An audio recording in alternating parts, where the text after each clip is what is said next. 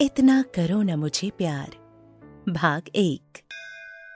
महादेव की नगरी बनारस में सुबह 4 बजे शिव के मंदिर में किसी की पदचाप और मीठी आवाज जैसे सभी के कानों में घुल रही थी। शायद इसी लड़की की वजह से पूरा बनारस उठता है। पूरे मंदिर में घुंघरू की आवाज फैली हुई थी। उस लड़की ने सफेद सूट पहना हुआ था। गोरा रंग, कुछ पसीने की बूंदें उसके चेहरे पर झलक रही थीं। उसके लंबे केश उसकी ढीली चोटी से निकलकर उसकी कमर पर बिखर रहे थे। इस सब से बेखबर वो अपने हाथ जोड़े शिव तांडव कर रही थी। अपना नृत्य खत्म करने के बाद वो महा आरती करती है और पंडित जी के पैर छूकर बाहर आ जाती है। तभी उसको वहाँ एक महागुरु मिल जाते हैं। वो लड़की अपने सिर पर पल्लू ढककर उनके पैर छू लेती है। महागुरु उसको आशीर्वाद देते हैं। सदा सुहागन रहो पुत्री। वो लड़की मुस्कुरा देती है। महागुरु उसको कहते हैं, पुत्री, तुम्हारे कंठ में साक्षात देवी सरस्वती का वास है, पर तुम तो खुद एक देवी हो और अपने स्वामी को फिर से जीना सिखाओगी। उसकी आवाज भी तुम्हारी तरह शीतल और पावन है, पर वो गुस्से में उबलते ज्वाला जैसा है और तुम एकदम गंगा मैया जैसी शीतल। वो आग है तो तुम पानी। तुम उसका गुस्सा शांत करोगी, जल्दी ही तुम्हारी मुलाकात होगी। ये कहकर महागुरु चले जाते हैं। वो लड़की अपने में ही खोई हुई आगे बढ़ने लगती है। वो बाहर जाकर नदी के तट पर बैठ जाती है और महागुरु की बातों के बारे में सोचने लगती है। तभी उसको कोई पीछे से आवाज देता है, आध्या। आध्या पीछे मुड़कर देखती है तो उसकी ही हम उम्र लड़की वहाँ चली आती है। उस लड़की को देखकर आध्या के चेहरे पर मुस्कान आ जाती है। वो लड़की आकर आध्या के बगल में बैठ जाती है। उसने अपने कंधों पर एक शॉल डाला हुआ था। सुबह सुबह की हल्की हल्की ठंड थी। उसे देख आध्या बोली, तू आज सुबह इतनी जल्दी कैसे उठ गई वंशिका? मैं उठाती हूँ तब तो नहीं उठती है। वंशिका उसकी बात सुनकर कहती है, तू बोलती रहती है ना, सुबह सुबह कितना सुकून मिलता है घाट पर बैठकर, तो उसी सुकून की तलाश में आई हूँ। आध्या कहती है, हाँ तो हर रोज आया करना। तेरा तो पता नहीं, मुझे बहुत सुकून मिलता है यहाँ। ये कहकर वो घाट की तरफ देखने लग जाती है। वंशिका भी उसको चुपचाप बैठा देखकर खुद भी आराम से बैठ जाती है और घाट के नीले पानी को देखने लगती है। पास में ही मंदिर की घंटियों की आवाज आ रही थी, जो पूरे वातावरण में अपनी प्यारी आवाज से गूंज रही थी। कुछ देर वहां बैठने के बाद आध्या और वंशिका दोनों अपने अपने घर चली गईं। वहीं हरिद्वार की सर्द सुबह में एक लड़का सुबह सुबह गंगा मैया के ठंडे ठंडे पानी में डुबकी लगा रहा था। उस लड़के के पत्थर से शरीर पर ठंडे पानी का कोई असर नहीं पड़ रहा था। उसकी जिमिंग बॉडी साफ दिख रही थी। उसकी पीठ पर बड़ा सा महाकाल का टैटू बना हुआ था। उसके सीने पर कोई भी वस्त्र नहीं था। गले में रुद्राक्ष की माला लटक रही थी। वो गंगा में स्नान करके मंदिर में आया और पुजारी जी ने उसको आरती का थाल पकड़ा दिया। वो सुबह की आरती उस लड़के के हाथों ही होती थी। उस लड़के ने आरती की थाल पकड़ी और शिव तांडव को बोलना शुरू कर दिया। मंदिर में माइक लगे हुए थे तो उस लड़के की आवाज पूरे मंदिर में गूंज रही थी। अंत में वो मंदिर में दान करके बाहर आ गया। एक लड़के ने गाड़ी का गेट खोला। वो लड़का चुपचाप जाकर गाड़ी में बैठ गया और अपनी आंखों को बंद कर लिया। कुछ ही देर में वो एक घर के सामने थे। घर देखने में बहुत खूबसूरत लग्जरी था वो, जो करीब 10 एकड़ में बना हुआ था। वो लड़का कुछ देर में तैयार होकर किचन में आता है, जहाँ करीब 47-48 साल की औरत वहाँ पर खाना लगा रही थी। वो जाकर उनके पैर छू लेता है और कहता है, गुड मॉर्निंग मॉम, हर हर महादेव। वो औरत उस लड़के के गालों को छूते हुए कहती है, गुड मॉर्निंग बच्चा, हर हर महादेव। आओ रिशु, खाना लग गया है, खाना खा लो। वो खाना खाने बैठ जाता है। एक एक करके सब लोग खाने के लिए आने लगते हैं। रिशु यानी कि ऋषभ, हमारा हीरो, जिसका पूरे हरिद्वार में राज चलता है। अच्छों के लिए अच्छा, लेकिन बुरों के लिए वो बहुत बुरा है और भगवान शिव की तरह तीसरी आंख खोलने में जरा भी नहीं हिचकता है। और ये औरत और कोई नहीं, ऋषभ की मॉम है, देविका जी हैं। स्वभाव से एकदम नरम, भले ही अमीर हैं पर कभी घमंड नहीं किया। ये स्वभाव ऋषभ को उनकी मॉम से ही मिला है। तब एक करीब 50 साल का आदमी आता है। वो आते ही बैठ जाता है। ये हैं वेद जी, जो कि ऋषभ के पापा हैं। ये स्वभाव से मजाकिया हैं, पर हमारे ऋषभ एकदम उलट हैं। वो आते ही ऋषभ से कहते हैं, गुड मॉर्निंग सन। तुम्हारी वजह से हमें भी जल्दी उठना पड़ता है। मुझे तो लगता है तू कभी सोता ही नहीं है। उनकी बात सुनकर ऋषभ उनको घूरने लगता है। वेद जी अच्छे बच्चे की तरह अपनी गर्दन झुका लेते हैं और खाना खाने लगते हैं। देविका जी और ऋषभ मुस्कुराने लगते हैं। ऋषभ खाना खाकर सीधे ऑफिस के लिए निकल जाता है। इधर बनारस में आध्या मंदिर में पूजा करने के बाद अपने घर आ जाती है। उसका भी घर बेहद बड़ा था। पूरे घर का इंटीरियर आध्या की चॉइस का ही था। उसको ग्रीनरी से बहुत प्यार था, तो उसके घर के चारों ओर बगीचा बना हुआ था।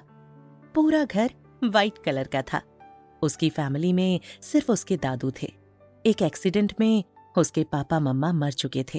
तब से आध्या की परवरिश उसके दादू ने की थी। वो एक अच्छी फैमिली से बिलोंग करती थी और वो बनारस में एक कॉलेज की प्रोफेसर थी। वो अंदर आती है और अपने दादू के गले लग जाती है और कहती है, गुड मॉर्निंग दादू, आज आप इतना जल्दी उठ गए? अभी तो 6 ही बजे हैं। दादू कहते हैं, हाँ मेरा बच्चा, आज मुझे लगा मैं तुम्हारे लिए अपने हाथों से बनी हुई चाय पिलाऊं। आध्या जल्दी से बोलती है, हाँ दादू, मुझे जल्दी दो, मुझसे वेट नहीं हो रहा है। दादू उसको कप में चाय डालकर देते हैं और कुछ बिस्किट्स दे देते हैं। आध्या जल्दी जल्दी चाय पीने लगती है। उसको खुश देखकर दादू खुश हो जाते हैं और मन ही मन कहते हैं, पता नहीं मेरे जाने के बाद मेरी बच्ची का ख्याल कौन रखेगा। मुझे इसको शादी के लिए हाँ करवाना ही पड़ेगा। आज जब कॉलेज से आएगी तब बात करूंगा इस बारे में। चाय पीने के बाद आध्या तैयार होने के लिए चली जाती है। कुछ देर बाद आध्या नाश्ता कर अपने कॉलेज के लिए निकल जाती है। वहीं उसके दादू किसी को फोन करते हैं और आध्या के रिश्ते की बात करते हैं।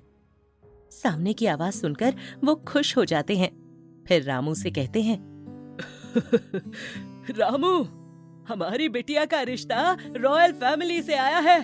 उन्होंने हमारी बिटिया को पसंद कर लिया है।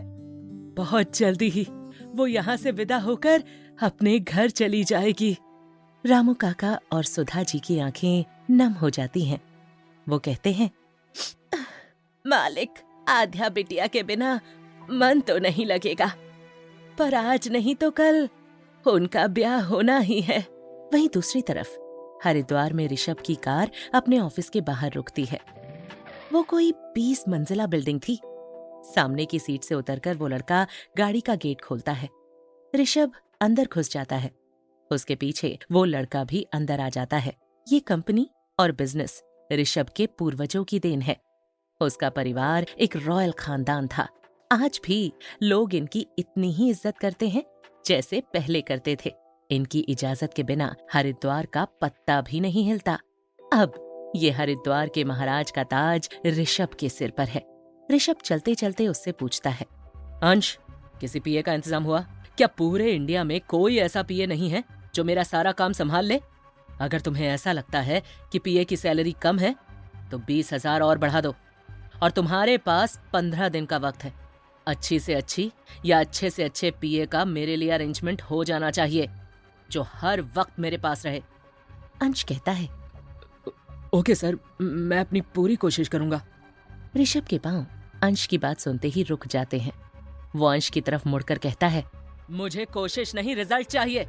और हाँ, जितना जल्दी हो सके उतना जल्दी। आज से 16वें दिन अगर पीए का अरेंजमेंट नहीं हुआ तो मुझे अपनी शक्ल मत दिखाना। अंश चुपचाप उसके पीछे खड़ा हो जाता है। तभी ऋषभ की तेज आवाज उसको सुनाई देती है। वो ऋषभ की तरफ देखता है, जो कि बेसमेंट में खाली बेंच को घूर रहा था। अंश को इस तरह बेंच को घूरता पाकर वो खुद से कहता है, इसकी भी गई नौकरी।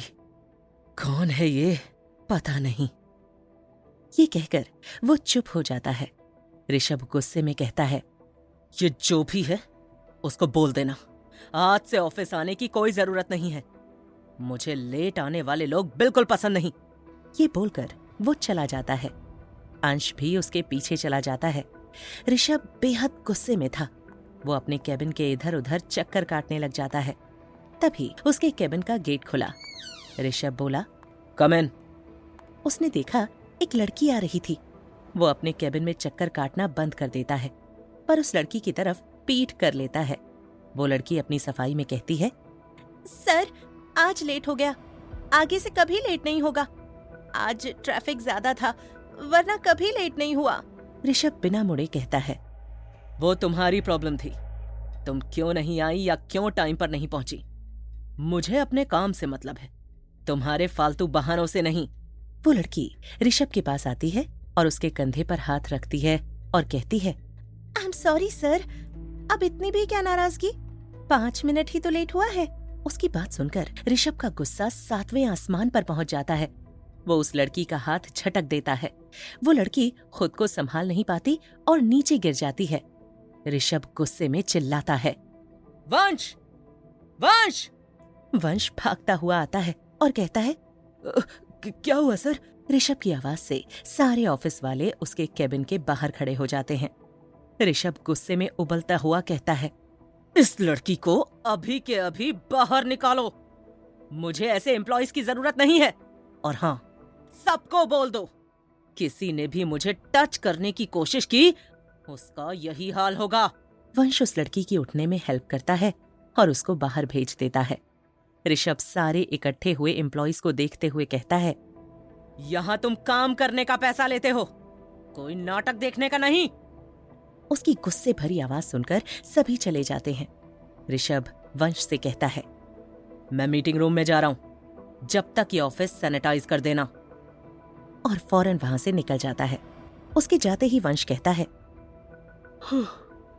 इनका गुस्सा तो भगवान शिव का दूसरा रूप है। जैसे पार्वती जी ही शिव का गुस्सा कम कर देती थीं, पता नहीं वैसे ही सर की पार्वती जी कहाँ हैं। ऋषभ अपने केबिन में आता है तो सामने सुमीर काका मिल जाते हैं, जो कि बरसों से उनके ऑफिस की देखभाल कर रहे थे। वो ऋषभ से कहते हैं, सर, घर से आपके लिए कुछ आया है, मैंने उसको आपकी टेबल पर रख दिया है, आप देख लेना। ऋषभ कहता है, ठीक है सुमीर काका, आप चिंता मत कीजिए।